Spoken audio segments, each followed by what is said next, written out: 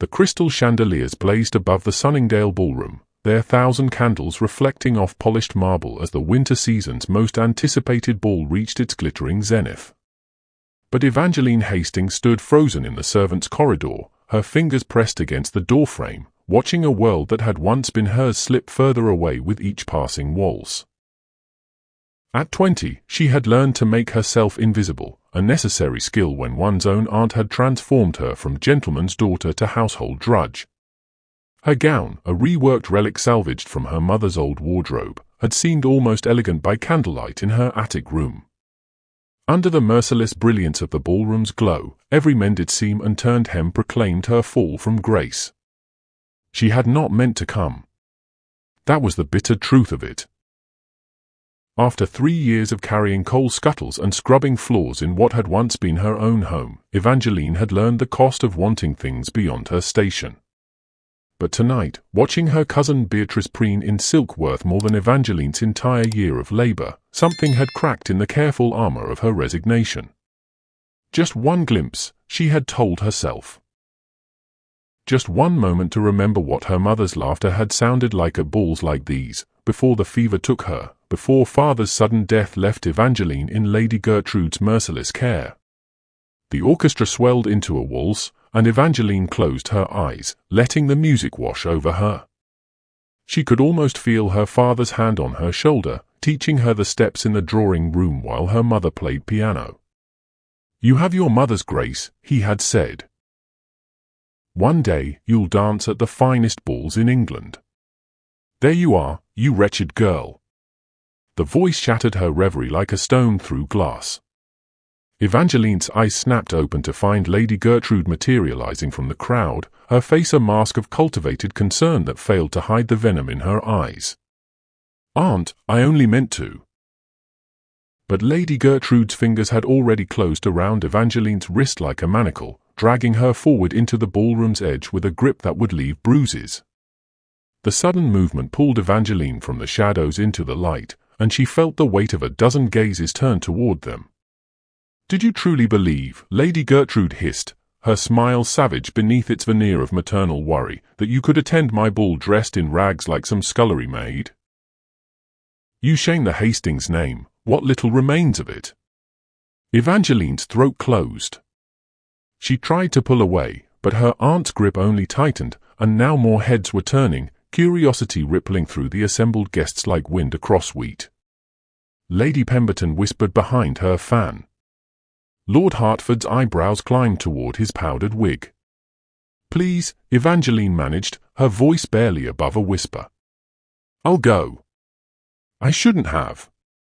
"No, you most certainly should not have." Lady Gertrude's free hand found the fragile lace at Evangeline's shoulder, fingers curling into the delicate fabric. "But since you've chosen to embarrass me before all of society, let us ensure the lesson is thoroughly learned."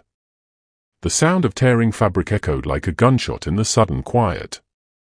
Evangeline felt the bodice give way, the ancient silk splitting along her spine with a sound like breaking bones. Cool air rushed against her exposed chemise. Gasps erupted around them, a chorus of scandalized delight. Lady Pemberton's fan snapped open with theatrical precision. Lord Hertford turned away, embarrassed for her. Lady Charlotte Vane's eyes gleamed with the particular satisfaction of witnessing another's humiliation. "You see?" Lady Gertrude announced to their growing audience, her voice carrying across the ballroom with the practiced projection of an actress. "This is what becomes of girls who forget their station. I've housed her from Christian charity since her father's unfortunate passing. Clothed her. Fed her. And she repays me with this mortification, sneaking into a ball where she has no invitation, no sponsor, and clearly no suitable attire. My beautiful family, before we dive into Evangeline's story, please share, like and subscribe to this channel." Evangeline stood paralyzed, one hand clutching the ruined fabric to her chest, the other trembling at her side. The faces surrounding her blurred into a sea of judgment, some pitying, others openly delighted by the scandal unfolding before them. This was what she had become, entertainment for the bored aristocracy, a cautionary tale mothers would tell their daughters about pride and poverty. She should run. Every instinct screamed at her to flee back into the shadows, to disappear into the servants' corridors where she belonged. But her feet had turned to lead, her body refusing to obey even that simple command. "I must ask you to remove yourself immediately," Lady Gertrude continued, her performance reaching its crescendo, "before you cause further embarrassment to those who have shown you nothing but kindness. The Earl of Sunningdale deserves better than to have his hospitality abused by—" "I believe," a voice cut through the chaos like a blade through silk, deep and deliberate as a judge's gavel, "the lady's gown is perfectly suitable for a guest in my home." The effect was instantaneous. Conversation died mid-syllable. Fans froze mid-flutter. The crowd parted like water before a ship's prow, revealing the grand staircase and the man descending it with unhurried confidence. Julian Sunningdale, Earl of Sunningdale, moved with the contained grace of a predator who had never needed to rush toward prey. His evening clothes were immaculate, his cravat tied with mathematical precision, but it was his eyes, dark, assessing, missing nothing, that commanded the room's attention. They swept over the scene with clinical detachment. Lady Gertrude's theatrical grip on Evangeline's wrist, the torn dress, the circle of avid spectators, the girl herself standing frozen in the center of it all. Those calculating eyes fixed on Lady Gertrude with an intensity that made the older woman's fingers loosen involuntarily. "Your Grace," Lady Gertrude recovered quickly, executing a curtsy that somehow conveyed both deference and disdain. "I was merely correcting a misunderstanding. My niece was not invited to your magnificent ball, and in her confusion, she appeared in this unfortunate state. I was simply escorting her back to where she might compose herself." Julian descended the final steps with measured deliberation, each footfall a precise punctuation mark in the breathless silence. He stopped directly before Evangeline, his proximity forcing Lady Gertrude to release her grip and step back. Up close, Evangeline could see the sharp intelligence in his dark eyes, the way they catalogued every detail of her appearance, not with pity, but with the cold assessment of a man calculating odds. "How remarkable," he said, his voice carrying just enough to reach the eager ears surrounding them. "I was certain I sent an invitation to Miss Evangeline Hastings weeks ago. Perhaps it went astray in your household, Lady Gertrude. These things do happen when correspondence passes through." Multiple hands. The implication hung in the air like smoke. Several guests exchanged knowing glances. It was an open secret that Lady Gertrude managed all affairs of the Hastings household since her brother-in-law's death, including any social correspondence that might elevate her niece above her current station. Lady Gertrude's smile tightened. "My lord, surely there has been some mistake. Evangeline is hardly suited for an event of this caliber. She has been in mourning for her father these 3 years, and her circumstances have necessarily changed. I would not presume to accept invitations on her behalf when she has no proper wardrobe, no chaperone, no freedom, you mean?" The Earl's words fell like stones into still water. The ballroom inhaled collectively. One did not speak so bluntly to a lady of quality, even in defense of another.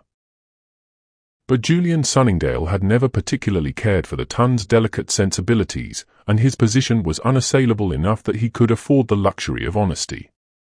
Evangeline found her voice at last, though it emerged as barely more than a whisper. "My lord, I apologize for the disruption. I should not have come. I'll take my leave and—" "You'll do nothing of the sort." His eyes finally left Lady Gertrude's reddening face to meet Evangeline's.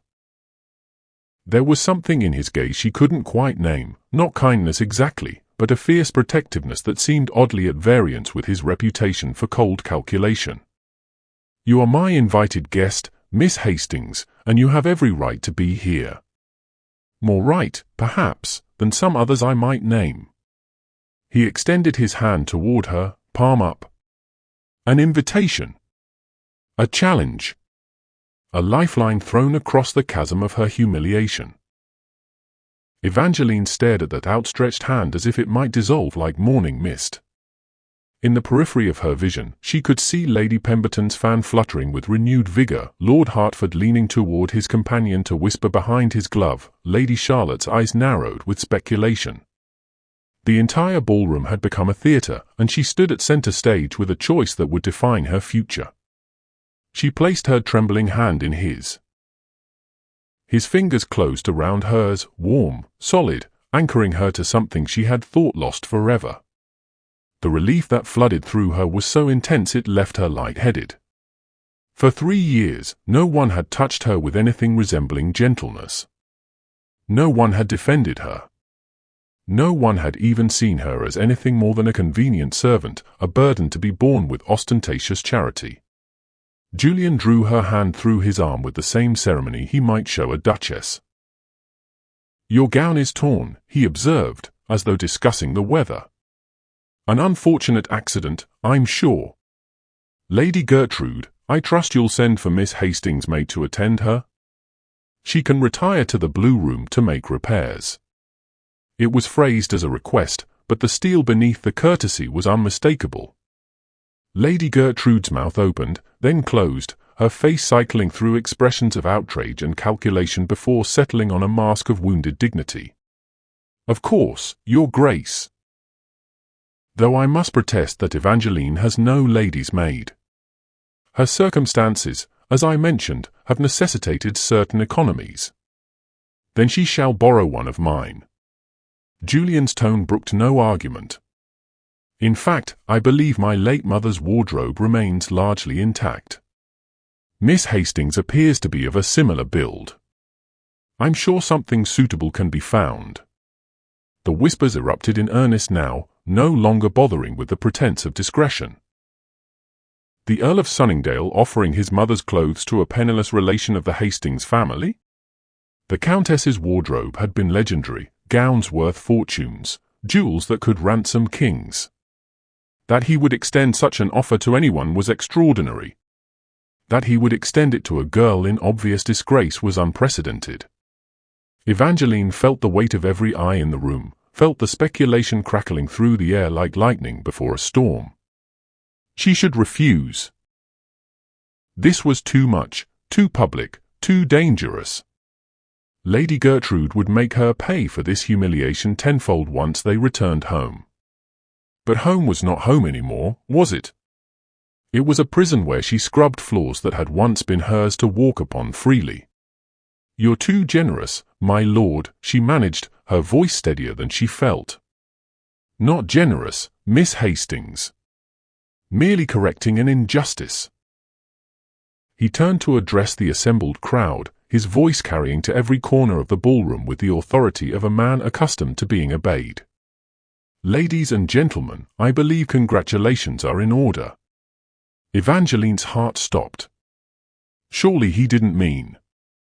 "Miss Hastings has done me the extraordinary honour of accepting my proposal of marriage." The ballroom erupted. Lady Pemberton's fan clattered to the floor. Lord Hertford choked on his champagne. Lady Charlotte Vane's mouth fell open in a most unladylike expression of shock. And Lady Gertrude went pale as death, her carefully constructed world crumbling around her like a house built on sand. Evangeline's hand tightened on Julian's arm, whether to steady herself or to confirm this was real, she couldn't say. His eyes met hers again, and she saw the warning there, play along. "Trust me. We'll discuss terms later." She managed a trembling smile and a curtsy to the stunned assembly, even as her mind reeled with the impossibility of what had just occurred. The Earl of Sunningdale, one of England's most eligible bachelors, a man who could have his pick of any woman in the kingdom, had just claimed her as his betrothed. The Blue Room proved to be a sanctuary of silk and silver, far removed from the chaos of the ballroom below. Evangeline stood before the window, watching carriages depart in shocked haste as news of the Earl's stunning announcement sent guests fleeing to spread gossip across London. Her reflection stared back at her from the darkened glass, a ghost in a torn gown, still trembling from the aftershocks of her impossible rescue. Behind her, a maid worked in efficient silence, laying out an evening dress of deep sapphire silk across the chaise. The Countess's dress. Evangeline had seen the late Lady Sunningdale once, years ago, a vision of elegance at some garden party her father had attended. The woman had been kind, she remembered. Had pressed a sweet into Evangeline's palm and told her she had beautiful eyes. The door opened without ceremony. Julian entered, then paused, turning his back to allow her modesty while the maid helped her into a dressing gown. "You may go, Martha. Return in 20 minutes to help Miss Hastings dress." The maid curtsied and disappeared like smoke, leaving them alone in a silence that stretched taut as a drawn bowstring. "You're angry," Julian observed, still facing the door. "I'm terrified," Evangeline corrected, her voice sharper than she'd intended. 3 years of forced subservience had not entirely killed the gentleman's daughter within her. "You've just announced to all of London that we're to be married. I don't even know you, my lord. I don't understand what game you're playing, but I cannot." "It's not a game, Miss Hastings. You may look at me now. I'm quite decent." She turned to find him settling into a chair by the fire, his evening coat draped over the arm, his posture relaxed in a way that suggested this conversation had been planned long before tonight's theatrics. He gestured to the chair opposite, an invitation that felt more like a summons. Evangeline sat, clutching the dressing gown closed at her throat. "Then what is it, if not a game? Why would you claim me as your betrothed? The scandal will be extraordinary. People will say I've trapped you, that I'm a fortune hunter, that... Let them say what they wish. I've never particularly cared for society's opinion." Julian leaned forward, elbows on his knees, his dark eyes fixed on hers with unsettling intensity. "Tell me, Miss Hastings, what do you know of your father's business affairs before his death?" The question caught her off balance. Very little. Father managed the estate, the investments. He had interests in shipping, I believe, and some properties in Warwickshire. Yes. Also coal mines in Durham, a textile mill in Manchester, and a rather substantial portfolio of railway shares. Julian's voice took on the crisp efficiency of a solicitor reviewing accounts. "Your father, Miss Hastings, was worth approximately £40,000 at the time of his death. His will stipulated that the entire estate be held in trust for you until your 21st birthday or your marriage, whichever came first. Lady Gertrude was appointed temporary guardian of both you and the fortune." Evangeline's breath caught. £40,000. The number was staggering, impossible. "That can't be right. Aunt Gertrude said father died with debts, that we were nearly destitute, that only her charity. Your aunt is a liar and a thief." Julian's words fell like an executioner's blade, clean and final. "She has been systematically embezzling from your inheritance for 3 years.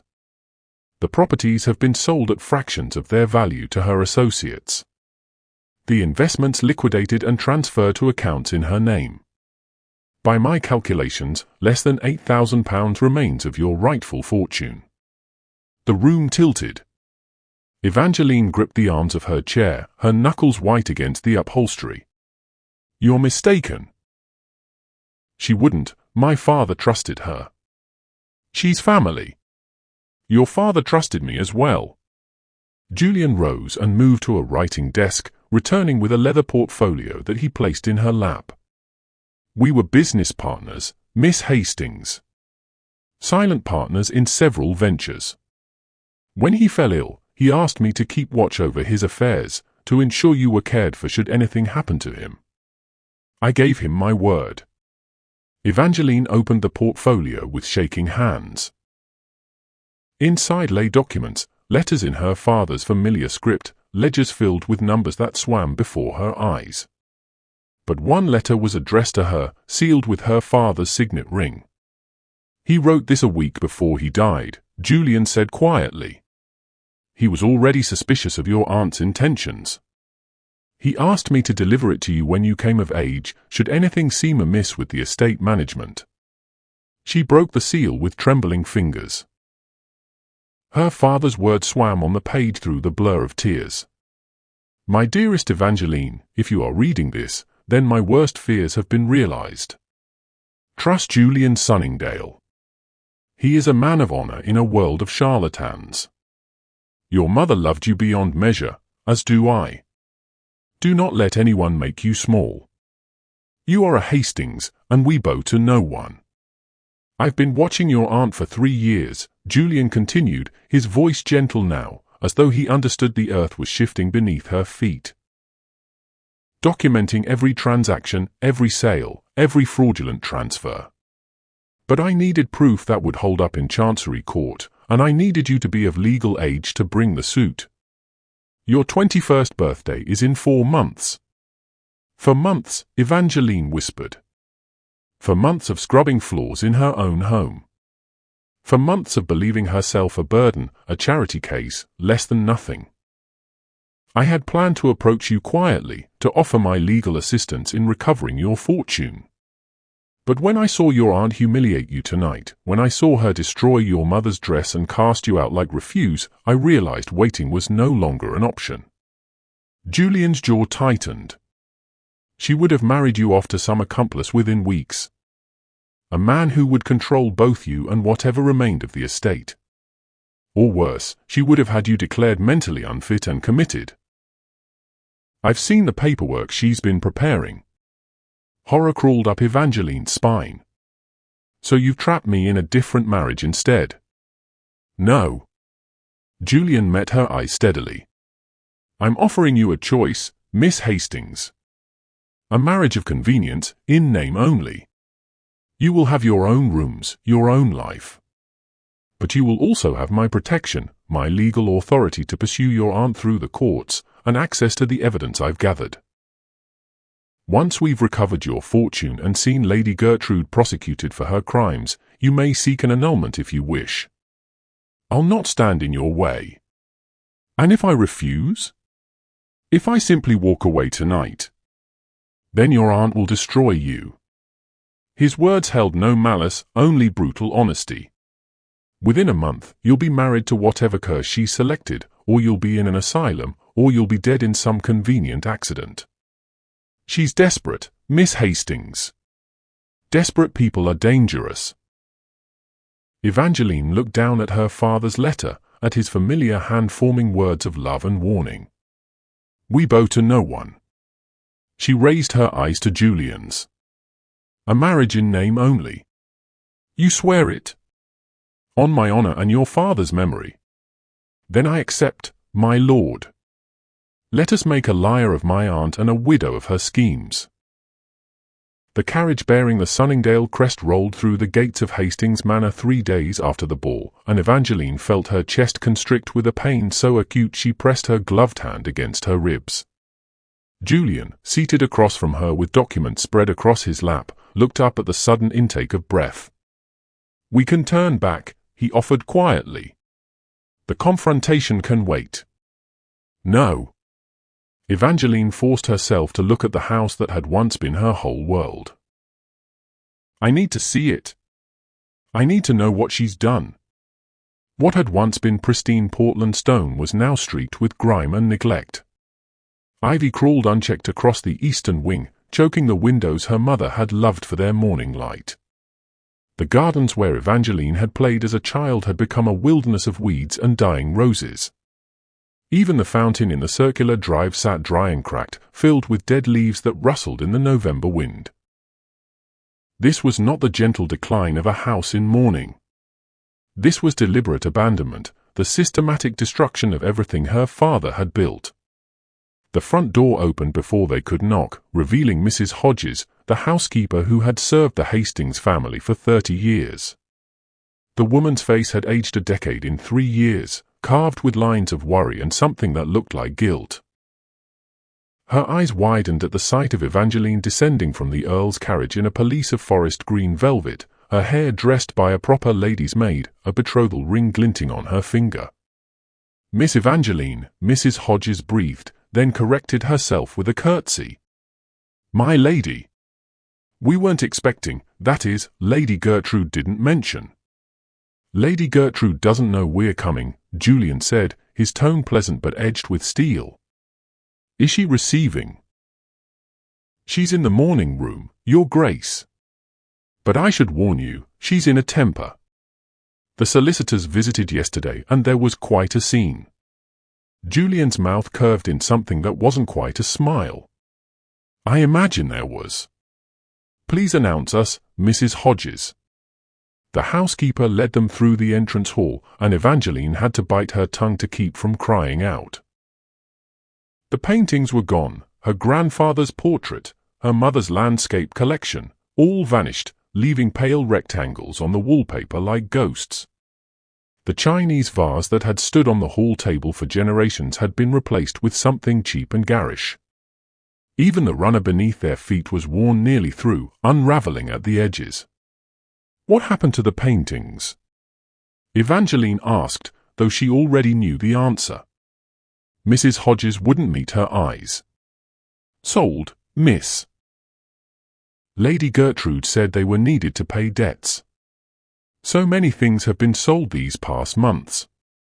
The silver service, the library books, even some of the furniture from the unused rooms. To pay debts that never existed," Evangeline thought bitterly. "To line her aunt's pockets while she forced me to sleep in the servants' quarters and scrub the floors of my own home." The morning room was a study in contrasts. Lady Gertrude sat in splendor amidst the decay, wearing a gown of expensive silk that must have cost more than the servants' wages for a month.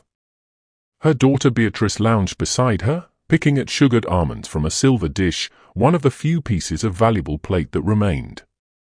Both women looked up as Mrs. Hodges announced them, and Evangeline had the satisfaction of watching all color drain from her aunt's face. "What is the meaning of this intrusion?" Lady Gertrude rose, her voice shrill. "You have no right to appear here unannounced, Evangeline. This is still my home, your home." Julian's voice cut through her protests like a razor. "How fascinating. I was under the impression that Hastings Manor belonged to the Hastings estate, held in trust for Miss Evangeline Hastings until her majority or marriage. Which, as you may recall, has now occurred." Lady Gertrude's hands clenched at her sides. "The marriage hasn't been formalized. No banns have been read, no settlement agreed upon. For all I know, this is some elaborate deception. The special license was procured yesterday," Julian said mildly, producing a document from his coat. "We'll be married by week's end at St. George's. The settlement, however, has already been agreed upon. Miss Hastings will retain full control of her inheritance, to be managed jointly with her husband until such time as all irregularities in the estate accounts have been resolved." Beatrice gasped. "Mamma, what does he mean, irregularities?" "He means nothing," Lady Gertrude snapped, but her eyes darted to the door as though calculating her escape. "Evangeline's inheritance is a pittance, barely enough to maintain this house. The debts were fabricated." Evangeline found her voice at last, stepping forward into the room where she had once taken breakfast with her parents. The wallpaper was peeling near the windows. Water stains bloomed across the ceiling. Her mother would have wept to see it. "My father left me £40,000, Aunt Gertrude. Where has it gone?"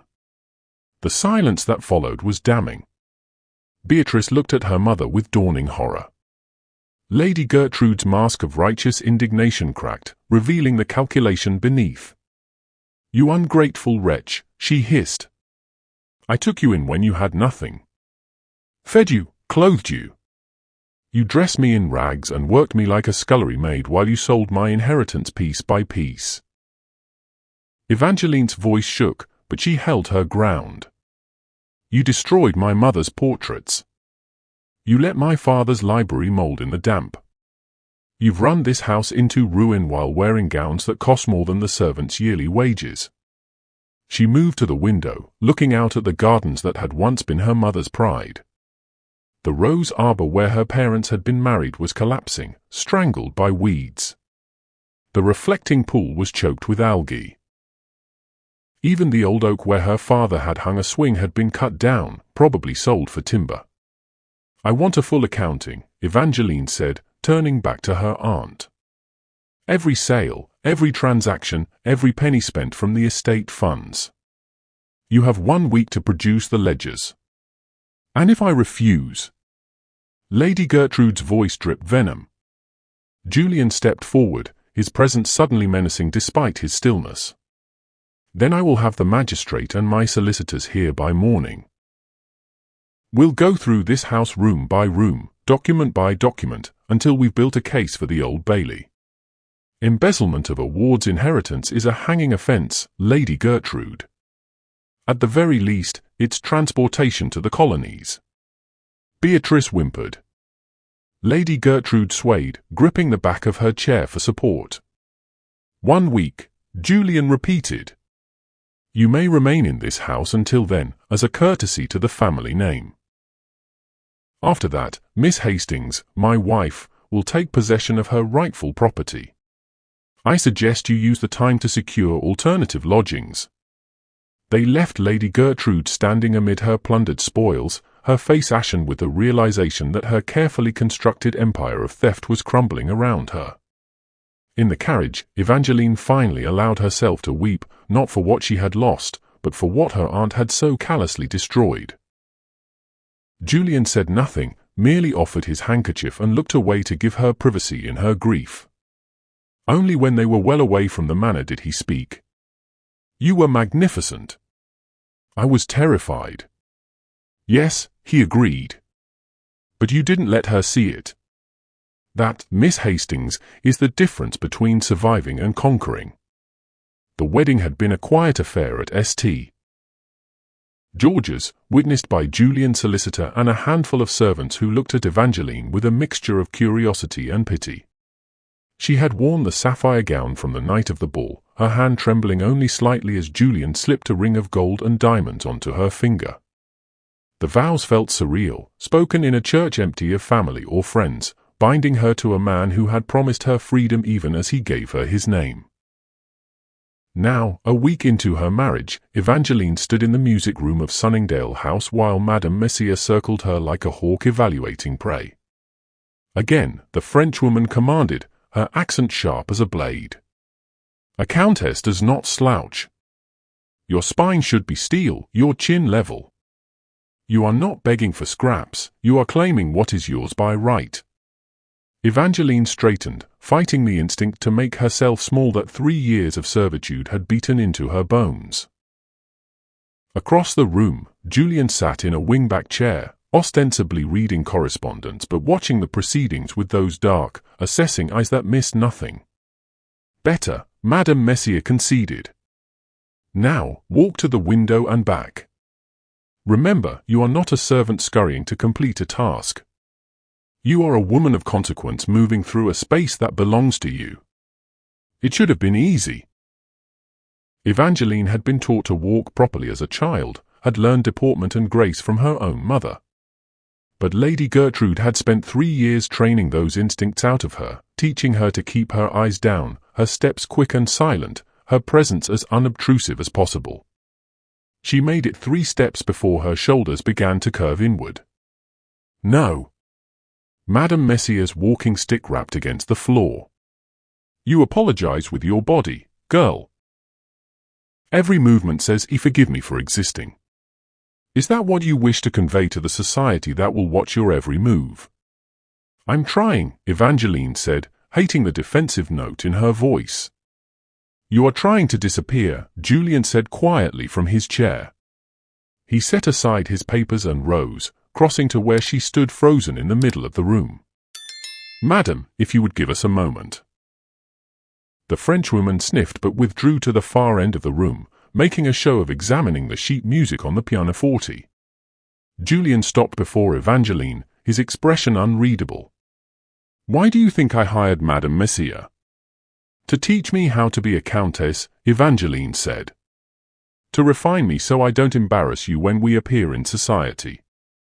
No. His voice held a note of frustration.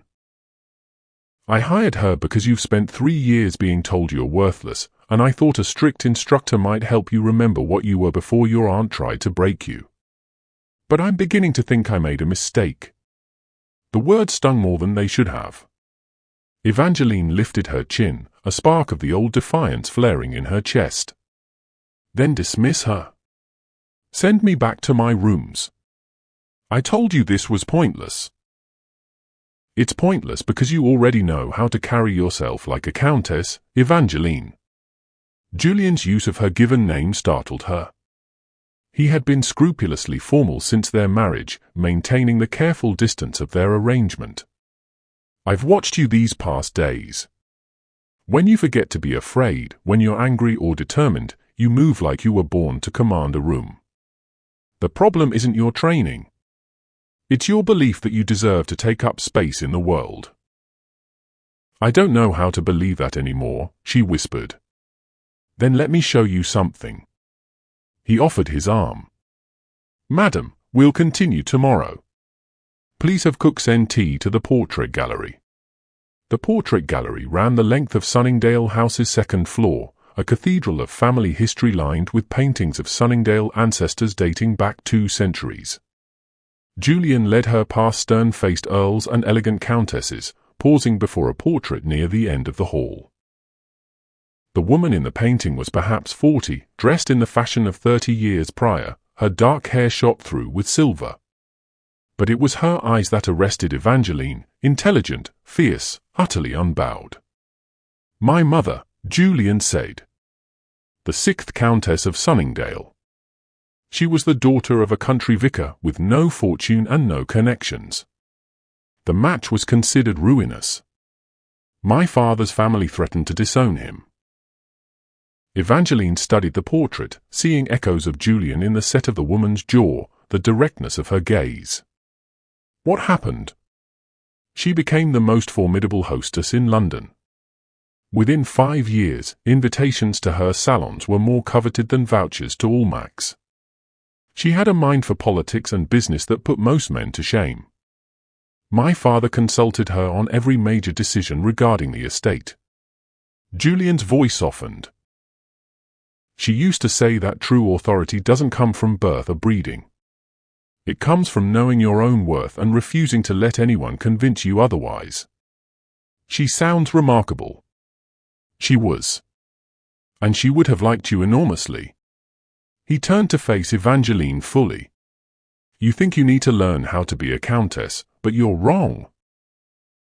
You need to remember how to be Evangeline Hastings, the girl whose father trusted her enough to leave her a fortune, whose mother taught her grace and dignity, who survived 3 years of cruelty without losing the spark that made her sneak into a ball she was forbidden to attend.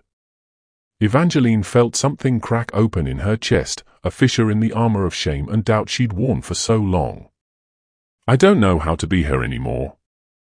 Yes, you do. Julian's hand covered hers where it rested on his arm. I saw her the night of the ball, standing in that torn dress with her chin up, refusing to give your aunt the satisfaction of seeing her cower. I saw her at Hastings Manor, demanding an accounting while her voice shook with rage. That woman doesn't need Madame Messier to teach her how to walk. She needs permission to stop apologizing for existing. Tears pricked at Evangeline's eyes. You hardly know me. I know you're your father's daughter. I know you have a core of steel beneath the fear. And I know that when you stop trying to make yourself small, you're going to be absolutely terrifying to everyone who underestimated you. He gestured to the portrait. My mother kept a journal. I found it after she died. In it, she wrote that the Ton would try to make her feel inferior every day of her life, and that her victory lay in refusing to believe them. I think you could benefit from reading it. Why are you doing this? Evangeline asked. The marriage, yes, I understand the practical reasons. But this? Trying to rebuild my confidence? You gain nothing from it. Julian was quiet for a long moment, his eyes still on his mother's portrait. I made a promise to your father. But more than that, I've spent my entire life watching the strong prey on the weak, the title destroy those beneath them simply because they can. Your aunt is everything I despise about our class, the cruelty dressed up as charity, the theft disguised as guardianship. Watching you reclaim yourself, seeing you take back everything she tried to steal from you. He met her eyes. That's not nothing, Evangeline. That's justice. And it's long overdue. She looked up at the portrait of the vicar's daughter who became a countess, at the fierce intelligence in painted eyes, and felt something shift inside her, not a transformation, but a remembering. No more Madame Messier, she said. No more Madame Messier, Julian agreed. But I want to read your mother's journals. And I want you to teach me everything you know about society, about the people who will judge me, about how to move through their world without fear. For the first time since their wedding, Julian smiled, a real smile that transformed his usually austere features. That, Countess, would be my genuine pleasure. The clock in the entrance hall of Hastings Manor struck midnight as Evangeline eased open the library window from the outside, her heart hammering against her ribs. The irony was not lost on her, breaking into her own home like a thief in the night, searching for evidence of theft committed against her. Steady, Julian whispered from below, his hands braced at her waist as she balanced on his shoulders. Can you reach the latch? Almost. Her fingers scrabbled against the window frame, finding purchase on the old mechanism. With a soft click that sounded like a gunshot in the quiet night, the latch gave way. She pushed the window open and hauled herself through with more determination than grace, landing in an undignified heap on the library floor. Julian followed with considerably more elegance, dropping silently beside her and closing the window behind them. They stood in the darkness of what had once been her father's sanctuary, the smell of old leather and pipe tobacco still lingering despite 3 years of neglect. She'll have hidden them somewhere in here, Evangeline breathed, pulling the dark lantern from her cloak and opening its shutter just enough to cast a thin beam of light. Father kept all the estate ledgers in the library. Aunt Gertrude wouldn't have dared move them elsewhere, too risky if the solicitors asked to inspect them. Then she's altered them. Julian moved to the massive desk that dominated the room, running his fingers along the drawers. The question is whether she was clever enough to destroy the originals or arrogant enough to keep them. They had been planning this for days, ever since Lady Gertrude had responded to their demand for an accounting with a set of immaculately falsified ledgers showing modest estate income and perfectly reasonable expenditures. On paper, she appeared the model guardian, carefully stewarding a dwindling inheritance through difficult times. But Julian's investigators had found the truth in bank records and property sales, in witnesses who remembered transactions that never appeared in the official accounts. What they needed now was proof in Lady Gertrude's own hand, the real ledgers that would show the systematic looting of the Hastings fortune. Evangeline moved to the bookshelves, running her light along familiar spines. How many hours had she spent here as a child, reading while her father worked at his desk? The memory was so vivid she could almost hear his voice asking her opinion on some passage of poetry, see his smile when she gave an answer that pleased him. Focus, she told herself, pushing sentiment aside. Her father had trusted her to be strong. She would not fail him now. The official ledgers sat in plain view on the desk, their leather covers embossed with the Hastings crest. Too obvious. Too accessible. Lady Gertrude would have hidden the real account somewhere less conspicuous, somewhere she could access them regularly without arousing suspicion. The locked cabinet, Evangeline said suddenly, crossing to a mahogany cabinet built into the wall beside the fireplace. Father kept his personal correspondence there. He was the only one with a key. Julian joined her, examining the lock by lamplight. Do you know where he kept it? He wore it on his watch chain. I imagine Aunt Gertrude claimed it after his death. Evangeline pulled 2 hairpins from her coiffure, the same pin she'd once used to unlock the kitchen pantry when her aunt had locked her in without supper. Some skills, it seemed, transcended station. "You're full of surprises, Countess," Julian murmured, watching as she worked the pins into the mechanism. "I had considerable time to develop unusual talents while scrubbing floors." The lock resisted, then gave with a soft snick.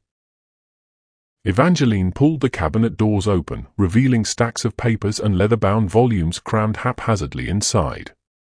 They were not her father's neat files. These were chaotic, stuffed with loose papers and marked with Lady Gertrude's aggressive handwriting. Evangeline pulled out the first ledger, opening it to reveal columns of numbers that made her stomach turn. Hastings Manor sold to Lord Pemberton for £2,000. Market value, £8,000. Difference deposited to G. Hastings' personal account. Durham Coal shares, 500 units sold at £3 per share. Market value at time of sale, £7 per share. Difference deposited to G. Hastings' personal account. Page after page of theft, meticulously recorded in her aunt's own hand. The woman had been so confident of her control over Evangeline, so certain that her niece would never challenge her authority, that she had documented every fraudulent transaction. She kept records of everything. Evangeline breathed, horror and triumph warring in her voice. Every sale, every false valuation, every penny she stole. Julian leaned over her shoulder, his breath warm against her ear as he scanned the entries. "This is more than we hoped for. This is a complete confession." He reached past her to pull out another volume, then another. "There must be 10 years of accounts here. Not just your inheritance, she's been embezzling from the estate since before your father died." A floorboard creaked overhead. They both froze. Evangeline's hand tightened on the ledger as Julian doused the lantern, plunging them into darkness. Above them, footsteps moved across the bedroom that had once been Evangeline's nursery, now occupied by her cousin Beatrice. "She's just restless," Evangeline whispered, barely breathing the words. "She'll go back to sleep." But the footsteps didn't stop. They moved to the hallway, then to the stairs. A door opened somewhere in the house, and Evangeline heard her aunt's voice, sharp with suspicion. "Beatrice? Why are you awake at this hour?" "I thought I heard something, Mamma." "From the library." Julian's hand found Evangeline's in the darkness, squeezing once in warning or reassurance. They had perhaps 30 seconds before Lady Gertrude came to investigate. The window was too far, too noisy. The library had only one door, and it opened to the main hallway where the women's voices were growing louder. "The desk," Julian breathed against her ear. "Can you fit beneath it?" "Not both of us." "I'll use the window." "If she finds you, you have every right to be here. It's your house. Claim you couldn't sleep and came for a book." With the cabinet open and ledgers everywhere. The footsteps were on the stairs now. Light bloomed in the crack beneath the door. Evangeline made a decision born of 3 years of hiding from her aunt's rages. She grabbed Julian's hand and pulled him toward the heavy curtains that flanked the library's bay window, the same curtain she'd hidden behind as a child during games of hide-and-seek with her father. The fabric was thick velvet, musty with disuse, falling in heavy folds that created a narrow space between curtain and window. They pressed themselves into the gap just as the library door opened.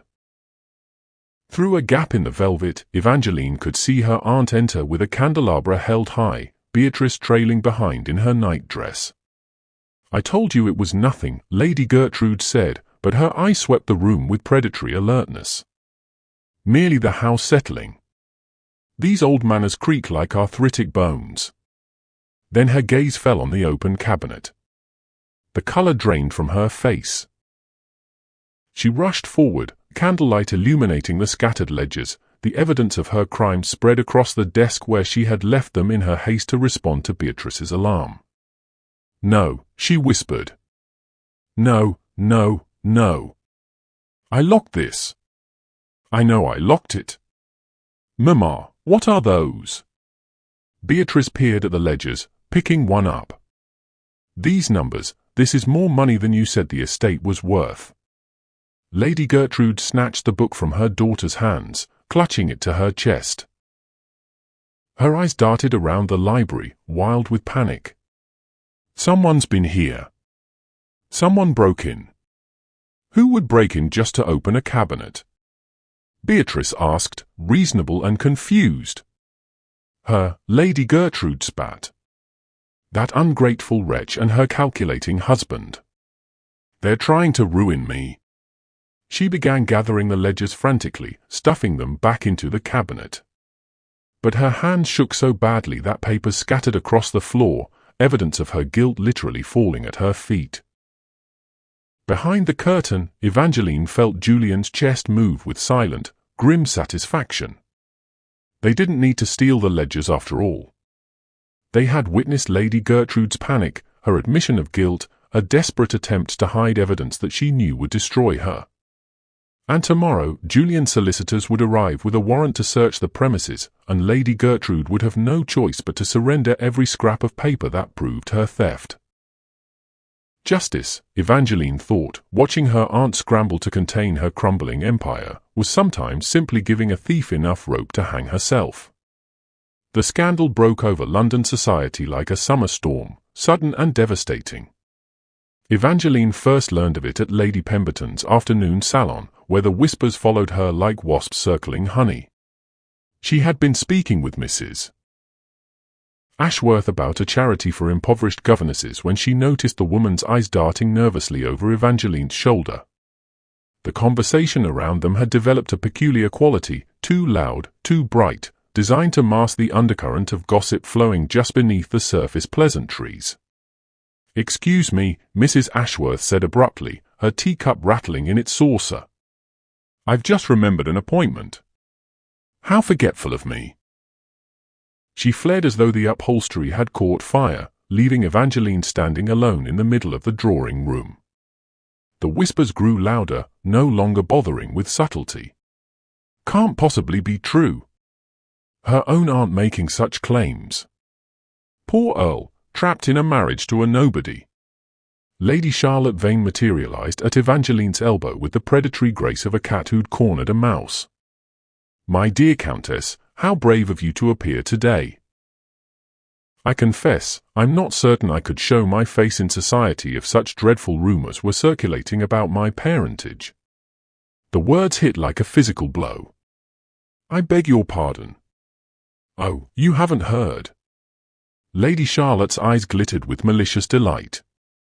"I suppose it's best you learn from a friend rather than overhearing it whispered behind your back.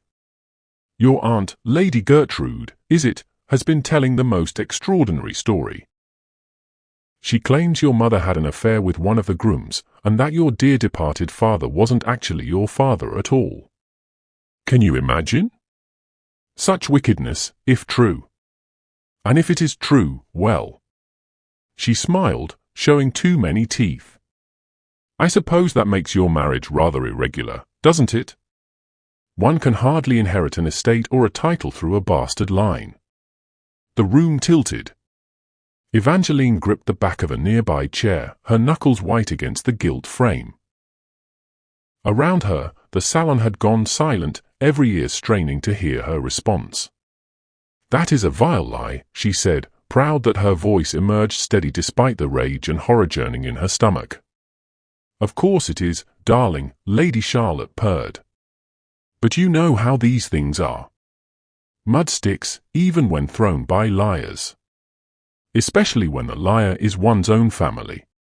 Why would a devoted aunt spread such terrible falsehoods about her own niece unless there was some truth to them? Because she's desperate, Evangeline thought. Because Julian's solicitors are scheduled to present their evidence to the magistrate in 3 days, and she needs a way to discredit me before her theft is exposed. If you'll excuse me," Evangeline said, setting down her untouched tea with careful precision. "I find I'm not feeling well." She walked toward the door with her spine straight and her chin level, just as Julian had taught her. "Don't run. Don't let them see you break." Every eye in the room followed her exit, measuring her reaction, cataloguing evidence for future gossip. The carriage ride back to Sunningdale House passed in a blur of fury and fear. By the time she arrived, Julian was already waiting in the entrance hall, his face carved from granite, a newspaper crumpled in his fist. "You've seen it," she said. "Not a question." The Times published a retraction within an hour of printing Lady Gertrude's claims, but the damage is done. Half of London has read it by now. He handed her the paper, where a small notice buried on page 7 repeated the vicious lie in black and white. Lady G. Hastings, of Hastings Manor, Warwickshire, wishes it to be known that her late brother's wife, Mrs. Catherine Hastings, engaged in improper relations with household staff during her marriage. Questions have arisen regarding the legitimacy of the child born from said union, currently claiming to be Miss Evangeline Hastings. Lady G. Hastings feels it her Christian duty to expose this deception before further damage to the noble Hastings name can occur. "My mother was the most virtuous woman who ever lived," Evangeline said, her voice shaking with rage. "She loved my father beyond measure. To suggest she would, that I am," the words choked in her throat. "I know." Julian's hand found her shoulder, steady and grounding. "Everyone who knew your mother knows this is a fabrication." But Lady Gertrude isn't trying to convince people who knew Catherine Hastings. She's trying to plant doubt in the minds of magistrates and solicitors who never met her. Can she do that? Can she actually invalidate my claim to the estate based on lies? She can try. Julian led her into his study, where documents already lay spread across his desk. He'd been working on this for hours. If she can prove illegitimacy, or even cast sufficient doubt upon your parentage, the inheritance would revert to the next legitimate heir, which, conveniently, is her daughter Beatrice. There must be something we can do. Birth records, baptismal certificates, all of which prove you are Catherine and Robert Hastings' daughter, but none of which definitively prove Robert was your father. Julian's jaw tightened. That's the insidious brilliance of this particular lie. It's nearly impossible to disprove without Robert Hastings himself rising from the grave to swear to your legitimacy. Evangeline sank into a chair, her hands trembling in her lap. 3 years of cruelty she had endured. 3 years of being treated as less than human while her aunt stole her inheritance.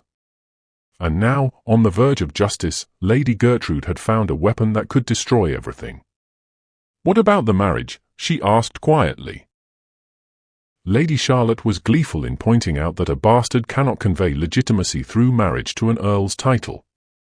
"The marriage stands regardless of your legitimacy," Julian said firmly. "You are my wife, Evangeline. That doesn't change. But your claim to the Hastings estate, your ability to prosecute your aunt for embezzlement, that becomes significantly more complicated if she succeeds in casting doubt on your parentage. She's going to win." The words tasted like ash. "After everything, she's going to steal my inheritance and walk away unpunished." "No." Julian crossed to where she sat, crouching before her so their eyes were level. "She's going to fail because she's made a critical error. She's so desperate to escape prosecution that she's destroyed her own credibility." "How?" "Everyone believes her. Everyone believes the scandal, but that's different from believing the woman. Lady Gertrude has just publicly accused her own sister-in-law of adultery and her niece of bastardy. She's violated every rule of familial loyalty and feminine propriety society holds sacred." Julian's eyes burned with cold fury. A woman who would spread such vicious lies about her own blood is a woman capable of any deception, including, say, embezzling her ward's inheritance. Understanding dawned slowly. "You're going to use her own cruelty against her." "I'm going to let her cruelty speak for itself. Tomorrow, we'll visit every family that knew your parents. We'll show them the love letters Robert wrote to Catherine, the journal entries where he spoke of his joy at your birth, the will where he named you his beloved daughter without qualification or doubt. and we'll let them draw their own conclusions about whether your father believed you were his child. And if they still doubt, then we'll present the evidence of Lady Gertrude's theft so overwhelming that no magistrate will care about questions of parentage. She's stolen £40,000, Evangeline. That crime stands regardless of who your father was. A knock interrupted them. Julian's butler entered with a silver salver bearing a single calling card. The Dowager Duchess of Somerset to see Lady Sunningdale, he announced. Julian and Evangeline exchanged glances of surprise. The Dowager Duchess was society's reigning matriarch, a woman whose good opinion could make or break a reputation. "Show her in," Julian said. The Duchess entered in a rustle of black silk, her cane tapping against the floor with imperial authority. She was perhaps 70, with snow-white hair and eyes sharp as cut diamonds. "I'll be brief," she announced without preamble. "I knew your mother, child. Catherine Hastings was my goddaughter, and I attended your christening where your father wept with joy to hold you. Lady Gertrude's claims are the desperate lies of a thief facing justice." She fixed Evangeline with a penetrating stare. "Tomorrow at 3, you will attend my salon. You will hold your head high while I tell all of London that anyone who questions your legitimacy will answer to me. Do you understand?" Evangeline rose, curtsying with trembling grace. "Your Grace, I cannot thank you enough." "Don't thank me. Prove me right." The Duchess turned to leave, then paused. "Your mother once told me that the Hastings women were forged from steel, not porcelain. Don't make a liar of her, girl." When she was gone, Evangeline looked at Julian with something that might have been hope. "We fight," she said. "We fight," he agreed. "And we win." The law offices of Blackwood, Sterling and Associates occupied a sombre building in Lincoln's Inn Fields, where generations of solicitors had settled matters of inheritance, scandal, and familial destruction with equal bureaucratic efficiency. Evangeline sat in the mahogany-panelled conference room with her hands folded in her lap, willing them not to shake as Lady Gertrude's solicitor, a weasel-faced man named Mr. Grimsby, laid out his client's case. "The matter is quite simple," Grimsby said, arranging papers before him with fussy precision. "Lady Gertrude Hastings, as guardian to the purported Miss Evangeline Hastings, has become aware of certain irregularities regarding the young woman's parentage. In good conscience, she cannot allow a fraud to inherit the Hastings estate." "A fraud?" Evangeline's voice cut through the room like a blade. "Choose your words carefully, Mr. Grimsby. You're speaking of the daughter of Robert and Catherine Hastings, not some impostor plucked from the streets." Across the table, Lady Gertrude sat with her hands clasped before her, the picture of sorrowful duty. She had dressed in mourning colours, playing the role of grieving sister-in-law forced to expose a painful truth. Beatrice sat beside her mother, eyes downcast, clearly uncomfortable with the proceedings. "Lady Gertrude, Mr. Blackwood said, the senior partner's voice heavy with distaste for the entire affair, "you are making extraordinary claims that strike at the heart of a woman's honour, both your late sister-in-law's and your niece's. I trust you have evidence beyond mere speculation." Lady Gertrude dabbed at her eyes with a handkerchief. "It pains me beyond measure to speak of it, but I have a duty to the truth. My dear brother Robert confided in me during the final weeks of his life. He harboured doubts about the child's parentage, doubts that had haunted him for years." "That's a lie," Evangeline said flatly. "My father never doubted me. He loved me." "He pitied you," Lady Gertrude shot back, her mask of sorrow slipping for just a moment. "He couldn't bear to shame Catherine by exposing her indiscretion, so he claimed you as his own. But I saw the truth in his eyes, the pain of raising another man's bastard." Julian's hand found Evangeline's beneath the table, squeezing once in warning. "Don't let her bait you. Stay calm." Mr. Blackwood cleared his throat. "Did Mr. Robert Hastings put these alleged doubts in writing? Make any formal declaration questioning the child's legitimacy?" He was too much of a gentleman, Lady Gertrude said. But there are other proofs. The child bears no resemblance to the Hastings family.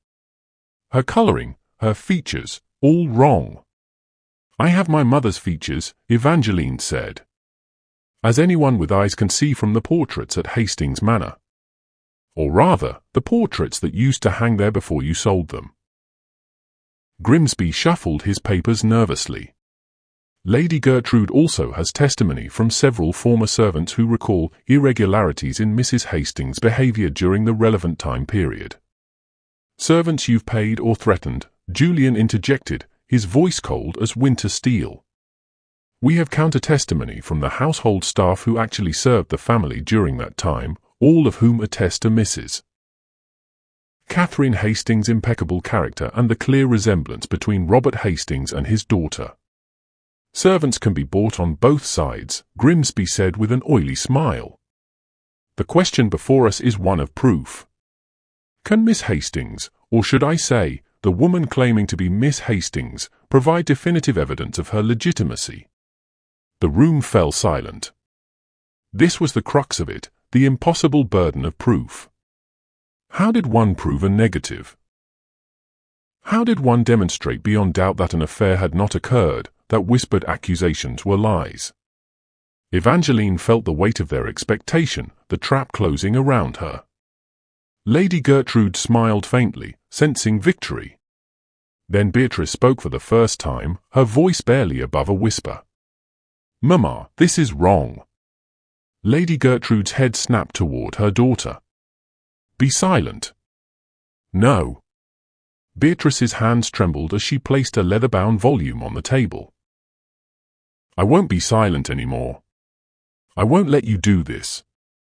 "Beatrice," Lady Gertrude hissed, her face draining of colour. "What are you doing?" "The right thing." "Finally." Beatrice pushed the volume toward Mr. Blackwood. "This is Uncle Robert's private journal from the year of Evangeline's birth. I found it in Mamma's dressing room hidden among her things. She kept it as insurance, I think, in case anyone ever questioned her guardianship. But it proves everything she's saying now is a lie." Lady Gertrude lunged across the table, trying to snatch the journal, but Julian was faster. He caught her wrist, holding her back while Mr. Blackwood opened the volume with the careful reverence due to evidence that could destroy or save a life. August 15th. Blackwood read aloud. "Today my daughter was born, and I have never known such perfect joy. She has her mother's eyes and my stubborn chin. Catherine says she is a miracle, and I cannot disagree. I shall teach her to ride and read Latin and manage an estate, for she will be the finest of the Hastings line." Evangeline pressed her hand to her mouth, tears streaming down her face. Her father's words, his joy, preserved in ink and bound in leather. Proof not of blood or biology, but of something more fundamental, the love of a man for his child. Blackwood continued reading, page after page of entries documenting Evangeline's childhood, her father's pride in her accomplishments, his plans for her future. Never once did Robert Hastings express doubt or distance. Every word radiated paternal devotion. "There's more," Beatrice said quietly, her own face wet with tears. "Mamma's real ledgers are in there too. She kept them tucked inside the journal. Every fraudulent transaction, every stolen pound. I couldn't let her destroy Evangeline's life to hide her crimes." Lady Gertrude sagged in her chair, the fight draining out of her. "You stupid girl," she whispered to her daughter. "You've ruined us both." "No, Mamma. You ruined us when you chose greed over honor." Beatrice turned to Evangeline. "I'm sorry. I should have stopped her years ago. I knew what she was doing to you, and I did nothing. I was a coward." "You're here now," Evangeline said softly. "That takes more courage than you know." Mr. Blackwood closed the journal with a definitive thud.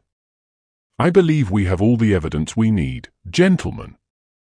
Lady Gertrude, your claims of illegitimacy are not only unfounded but appear to be part of a calculated attempt to avoid prosecution for embezzlement. Mr. Grimsby, I suggest you advise your client to withdraw her accusations immediately and cooperate fully with the investigation into the missing estate funds. Grimsby had gone pale, clearly realizing he'd hitched his wagon to a sinking ship. Lady Gertrude, perhaps we should discuss. It's over, Lady Gertrude said flatly. All pretense had dropped away, leaving only bitter defeat. She's won. The ungrateful wretch has won. Not ungrateful, Evangeline said, rising from her seat with the grace of a queen pronouncing judgment. Simply unwilling to be destroyed by you any longer. You stole my inheritance, my home, 3 years of my life. You worked me like a servant in my own house, told me I was worthless, made me believe I deserved nothing.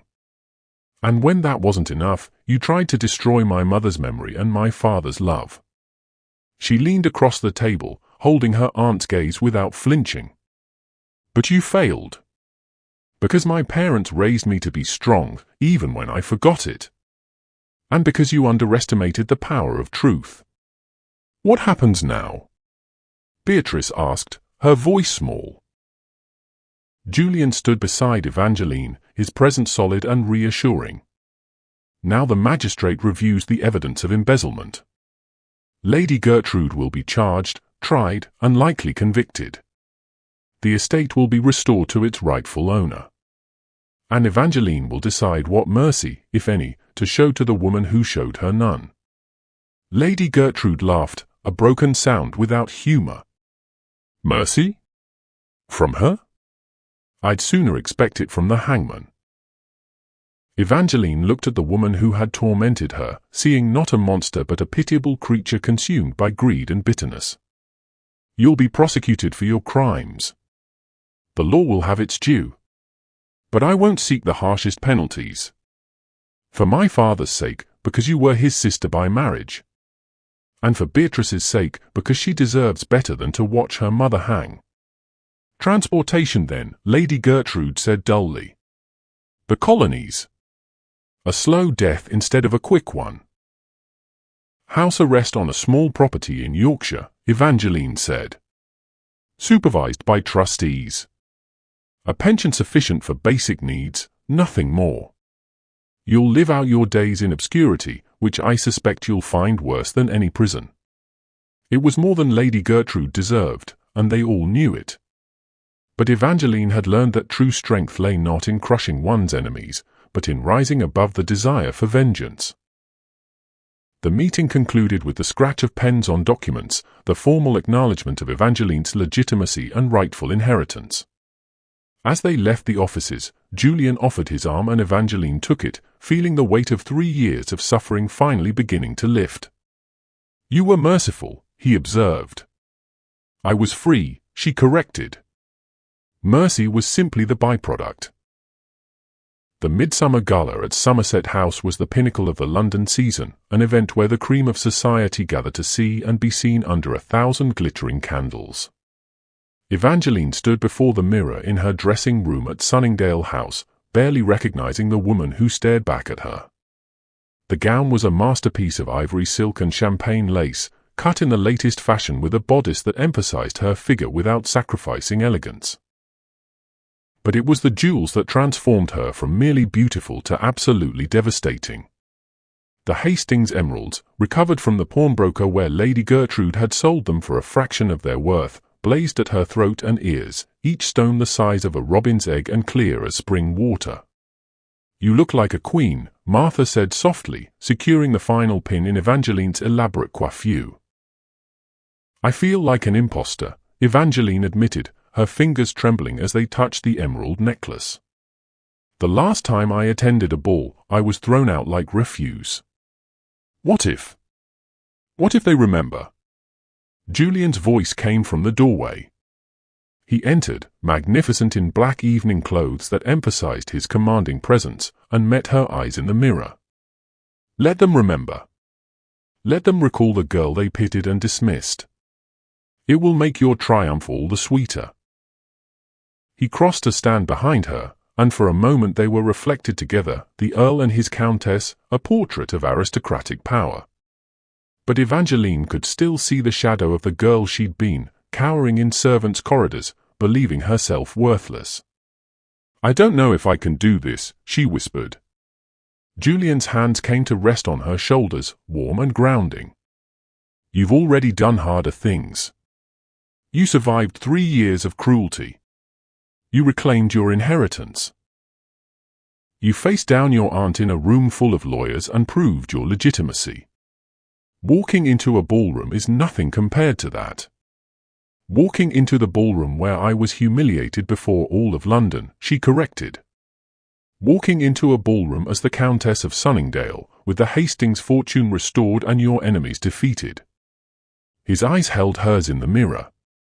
"You're not the same woman who was cast out of that ball, Evangeline. You've become who you were always meant to be." She drew a deep breath, feeling the steel in her spine that had been forged through suffering and tempered by justice. "Then let's remind them who the Hastings family is." The carriage ride to Somerset House seemed both endless and far too brief. Evangeline's hands clenched and unclenched in her lap until Julian covered them with his own. "Breathe," he said simply. "And remember, you owe them nothing. Not your fear, not your shame, nothing. They are privileged to witness your return." The carriage door opened, and suddenly they were there, standing at the base of the grand staircase as their names were announced to the assembled throng. The Earl and Countess of Sunningdale. The ballroom fell silent as every head turned toward them. Evangeline felt the weight of hundreds of eyes, saw the shock register on face after face as society recognized the girl they'd watched being cast out in rags now descending the stairs in a fortune of emeralds. She kept her chin level, her posture perfect, one gloved hand resting lightly on Julian's arm as they moved through the crowd that parted before them like the Red Sea before Moses. The whispers followed in their wake, but they were different now, tinged with awe and speculation rather than pity and scorn. Lady Pemberton stood frozen with her fan forgotten in her hands. Lord Hertford bowed so deeply it bordered on obsequious. And there, near the refreshment table, Lady Charlotte Vane stared with an expression of such acute jealousy that Evangeline almost pitied her. Almost. The Dowager Duchess of Somerset materialized before them, resplendent in purple silk and diamonds. "Countess Sunningdale," she said warmly, offering her hands. "How magnificent you look! Those emeralds were your grandmother's, were they not? I remember when she wore them to the coronation. They suit you even better." "Your Grace is too kind," Evangeline said, curtsying with the grace her mother had taught her a lifetime ago. "Not kind. Honest. There's a difference." The Duchess's voice carried deliberately, ensuring everyone nearby could hear. "I knew your mother from the cradle, child. You have her beauty and your father's courage. The Hastings line has produced many fine women, but I believe you may be the finest of them all." The endorsement was deliberate and devastating. With those few words, the Duchess had sealed Evangeline's acceptance into the highest echelons of society. Anyone who questioned her legitimacy or her right to be here would now be questioning the Duchess's judgment. "Thank you," Evangeline said, her voice thick with emotion. "You've been a guardian angel when I needed one most." "Nonsense. I merely reminded people of what they should have remembered all along." The Duchess tapped her cane for emphasis. "Now go. Dance with your husband. Show them that the girl they dismissed has become a woman they cannot ignore." The orchestra struck up a waltz, and Julian led Evangeline to the center of the floor. As his hand settled at her waist and hers came to rest on his shoulder, she was transported back to another ballroom, another waltz that had never happened. The dance her father had promised to teach her for, the debut she'd been denied. "I've got you," Julian murmured as they began to move. "Don't think about them. Just follow my lead." But Evangeline didn't need to follow. The steps came naturally, muscle memory from lessons long ago combining with the confidence she'd rebuilt from ashes. They moved across the floor in perfect synchronization, and gradually other couples joined them. The Duchess partnered with an elderly duke, Lady Pemberton with her husband, even Lady Charlotte Vane swept into the dance by some ambitious young baron. As they turned, Evangeline caught sight of Beatrice standing at the edge of the ballroom.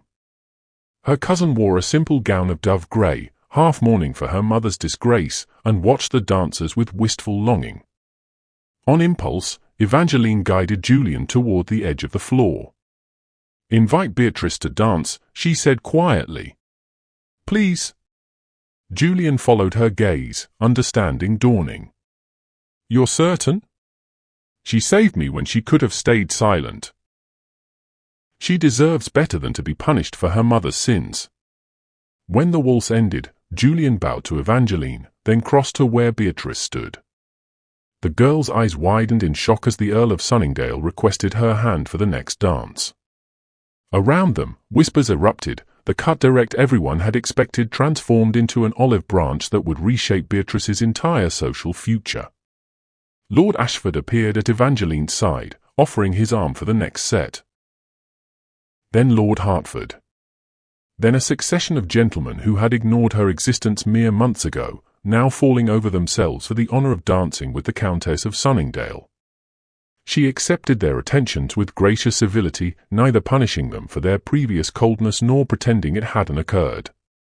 She was simply, magnificently, herself, a woman who had survived hell and emerged tempered like fine steel.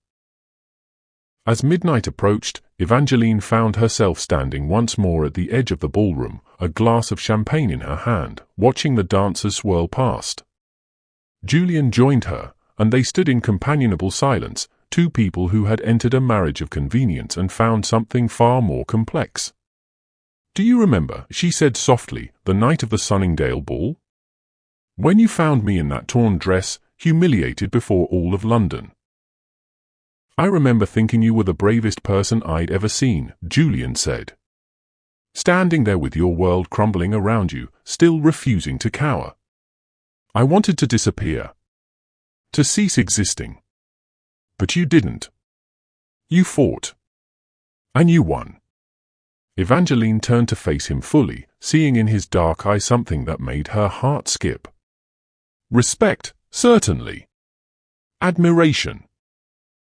But also something warmer, something that had grown in the months of their partnership, their midnight heists and legal battles, their quiet conversations over breakfast, the thousand small intimacies of a shared life. "We won," she corrected. "I couldn't have done this without you." "You could have," Julian said. "But I'm profoundly grateful you didn't have to." The clock struck 12, and Evangeline raised her glass in a silent toast to her parents, who had loved her. To her younger self, who had survived, to the woman she had become. The girl in tattered cloth had returned to the ballroom as a countess. But more than that, she had returned as herself, whole, unbroken, triumphant. And she had never bowed to anyone. The morning after the Midsummer Gala, Evangeline woke to sunlight streaming through the windows of her private chambers at Sunningdale House. For a moment, she lay still, letting the warmth wash over her, marveling at the simple luxury of waking without fear. No aunt to scream demands. No floors to scrub before dawn. No shame pressing down on her chest like a physical weight. She was free. The thought should have filled her with uncomplicated joy, but instead she found herself staring at the connecting door to Julian's chambers, a door that had never opened in all the months of their marriage. A marriage of convenience, he had promised. Protection and partnership, nothing more. She would have her own life, her own rooms, and when the battle was won, an annulment if she wished. The battle was won.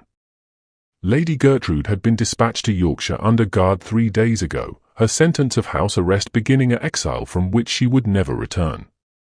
The Hastings fortune had been restored, every fraudulent transaction reversed, every stolen property reclaimed.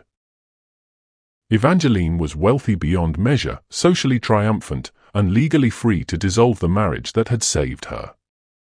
So why did the thought of an annulment feel like losing something precious?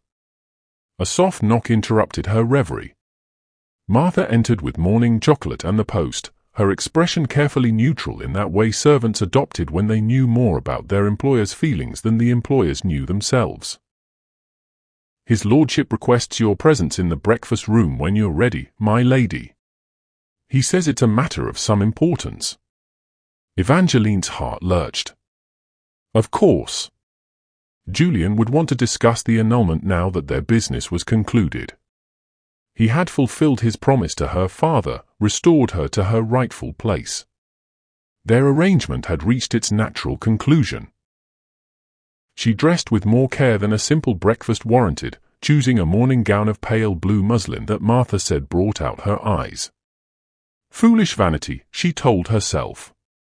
Yet she couldn't quite stop her hands from trembling as the maid arranged her hair. Julian was standing by the window when she entered the breakfast room, his back to her, tension evident in the set of his shoulders.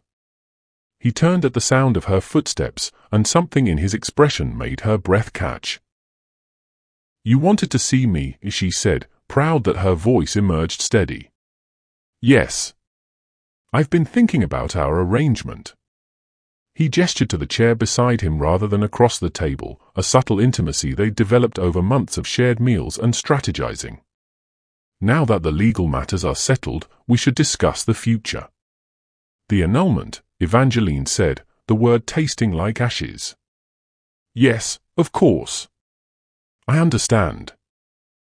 Julian's head snapped up, his dark eyes suddenly intense. "Do you want an annulment?" The question hung between them like a drawn sword. Evangeline's mind raced through a dozen careful, diplomatic responses. She could give him an easy exit, pretend the marriage had been merely transactional, release him from any obligation with grace and dignity.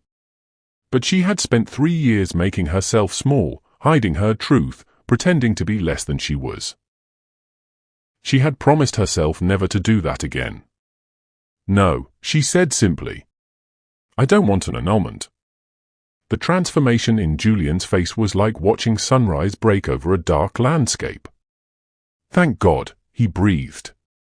"I've been rehearsing speeches for the past hour, trying to find a way to convince you to stay without pressuring you, without making you feel obligated when you owe me nothing." "Julian!" She crossed to where he stood, close enough to see the silver threading through his dark hair, the faint lines around his eyes that deepened when he smiled. "Why would you need to convince me to stay?" He reached for her hand, his fingers warm and solid around hers. "Because this marriage began as a legal convenience. A contract designed to protect you and pursue justice. I gave you my word it would be in name only, that you would be free to seek an annulment when it was done. I can't simply change the terms now because somewhere along the way, He stopped, seeming to struggle with words that had never come easily to him. "Because you what?" Evangeline prompted, her heart hammering against her ribs. "Because I fell in love with my wife," Julian said quietly. With her courage and her fury, her refusal to be broken, the way she fought for justice not just for herself but for everyone your aunt had wronged. "I fell in love with the way you read in the library with your feet tucked under you. The way you argue legal precedent over breakfast. The way you've transformed from a frightened girl into a woman who makes the Dowager Duchess look tame by comparison." Evangeline felt tears prick her eyes. "I thought I was alone in this. I thought you were simply honoring your promise to my father." "I was. I am. But your father's dying wish was that you be protected and cherished. I've done the former. I'd very much like permission to attempt the latter." His thumb traced circles on the back of her hand, a gesture so tender it made her chest ache. "But only if that's what you want. If you'd prefer to annul the marriage and find someone you actually chose rather than someone circumstances forced upon you, I'll sign the papers without argument. Your happiness matters more than my feelings." "My happiness," Evangeline said slowly, "has been bound up with you for months now. You're the first person I want to tell when something amusing happens. The last person I think of before I sleep. You've seen me at my worst, broken and humiliated and consumed by rage, and you never once treated me as less than your equal. She stepped closer, close enough that she could feel the warmth radiating from him. I didn't choose this marriage initially. You're right about that. But I choose it now. I choose you, Julian. Not because I'm grateful or obligated, but because somewhere between midnight heists and legal battles and learning to be myself again, I fell in love with my husband. The kiss was inevitable, gentle at first, tentative as they navigated this new territory. Then Julian's hand came up to cup her face and Evangeline's arms wound around his neck, and the kiss deepened into something that felt like a promise and a homecoming all at once. When they finally broke apart, both breathless, Julian rested his forehead against hers. I should have asked permission before. We're married, Evangeline reminded him, laughing. I think kissing falls within acceptable boundaries. A marriage in name only, I said. What an idiotic promise. An honorable one. Which is why I love you. She pulled back slightly to meet his eyes. But I think it's time we renegotiate the terms of our contract. What terms did you have in mind, Countess? A real marriage. Not convenient, not pretend. A partnership of equals who happen to be terribly in love with each other. She smiled, feeling joy bubble up inside her like champagne. Also, I think that connecting door between our chambers should actually be used for its intended purpose. Julian's laugh was warm and genuine, transforming his usually austere features into something approaching boyish delight. I believe those terms are acceptable. Should we seal the agreement with another kiss, or would you prefer to have the solicitors draw up formal documents? I've had quite enough of solicitors for a lifetime, Evangeline said, and pulled him down to her. Later, much later, they sat together in the library where Julian had first shown her the evidence of her aunt's crimes. Evangeline was tucked against his side on the sofa, his arm around her shoulders, both of them reading in companionable silence. The marriage that had begun as a rescue had transformed into something neither of them had anticipated, not just love, but true partnership. What are you thinking? Julian asked, setting aside his book. That I walked into a ballroom in a torn dress and walked out with a husband, a fortune, and my life back. She tilted her head to look up at him. Also that my father would have liked you enormously. He always said the measure of a man wasn't his title or wealth, but whether he stood up for those who couldn't stand up for themselves. Then I hope I've honored his memory. You've done more than that. You've helped me become the woman he believed I could be. She laced her fingers through his. The girl who was banished from the ball thought she'd lost everything. She had no idea she was about to gain the world. Not the world, Julian corrected, pressing a kiss to her temple. Just a somewhat bookish Earl with a talent for legal strategy and a profound appreciation for his wife's magnificence. That, Evangeline said, smiling against his shoulder, is more than enough. Outside, the summer sun climbed higher, gilding the London streets in gold. Inside Sunningdale House, a marriage that had begun with a lie had become the truest thing in both their lives, a partnership forged in fire, tempered by justice, and bound together by a love that had snuck up on them when they weren't looking. The Earl and his Countess sat together in perfect contentment, no longer playing roles or following contracts, simply being themselves. And in the end, that was the greatest triumph of all, not the reclaimed fortune or the social victory, but the freedom to love and be loved exactly as they were. The banishment had ended. The real story was just beginning. My sweet family, Evangeline went from scrubbing floors in her own home to becoming a countess who made society bow to her. Her story ended in triumph, but here's the thing, if you watched this entire journey and don't share it, you're letting it die here. Right now, there's a woman in your life who feels small, who's been told she's worthless, who believes she has no power. Send her this video. Share it to your story. Post it in your book club group. Because stories like this don't just entertain, they ignite. They remind us that we're stronger than the people who tried to break us. So prove that you were really listening. Share this video. Tag someone who needs to hear it. And if you haven't subscribed yet, click that button. Join us, because next will be more interesting than this one. At the end of this video, you'll see a suggestion for another powerful story from our channel. Click it and let yourself be surprised by even more unforgettable emotions with love. The Victorian Royal Stories team.